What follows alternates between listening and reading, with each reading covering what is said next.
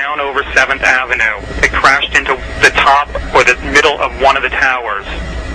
10 minutes later, I saw another plane crash into the other side of the tower at a lower level.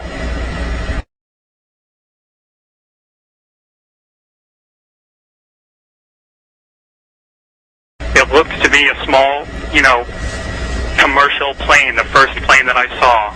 It crashed into the top of the tower, and there was a huge fireball, and there was a gaping hole in the side of the tower. As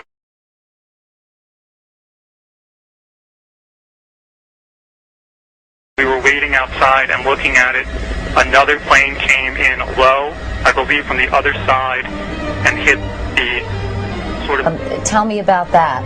I would say that the plane was a mid-size, looked to be a...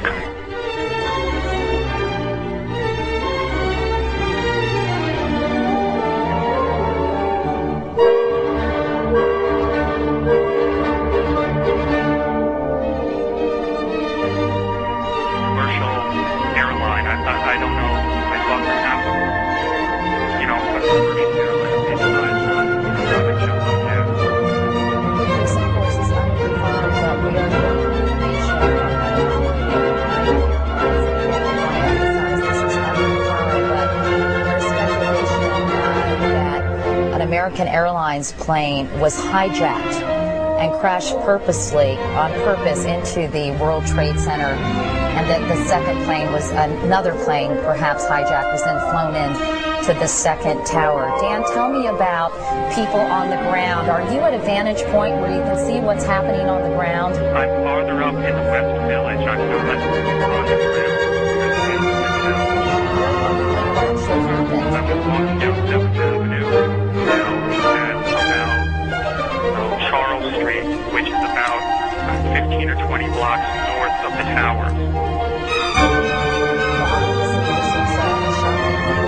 Witness on this Tuesday morning, with some wires just came out and said in 1945, a bomber crashed into the 7th floor of the Empire State Building, killed 6 people and injured more than 1,000. Of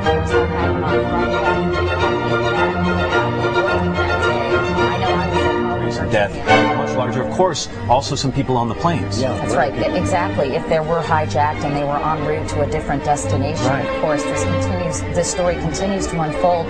Bob Kerr joins us now. Bob, where are you and what can you tell us? Good morning. I'm on the North Lawn at the White House, and the first thing we look for here in light of what's happening is whether there's any unusual activity out here, whether there's an unusual police or Secret Service presence, people on the roof, that sort of thing.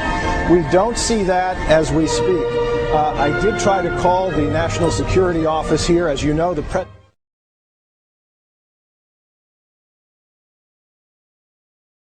Archangel operation, which is a code name for essentially a major lockdown of the city, evacuating the United Nations building, the municipal building, City Hall, Gracie Mansion, which is the mayor's residence, all things that could be considered potential targets.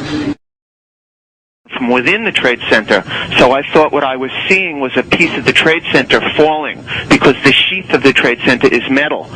But since I've learned that the first explosion was caused by a plane crashing into the tower, I've assumed that what I saw was a piece of fuselage that was falling, and the plume of flame I saw shoot out would be consistent with jet fuel exploding. So you really have no idea of how large a plane the first one was? No, I didn't even know that was a plane. I learned that from the news media.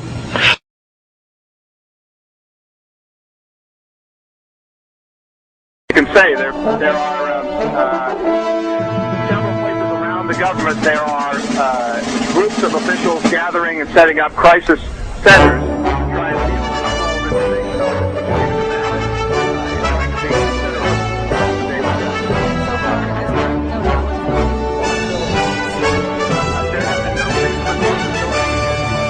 Officials say they had no warning of anything like this coming along. All right, David Ensor, thank you for joining us on the phone. Once again, you can see that information at the bottom of your screen.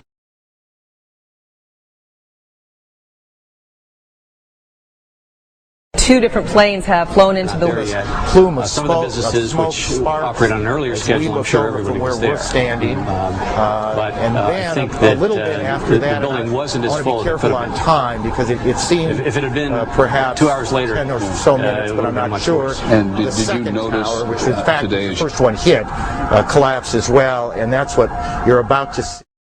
Personnel are down there trying to clear members of the public away. This was a very, very busy time of the morning in New York, just as everybody was going into their offices, so it couldn't really have come at a worse time.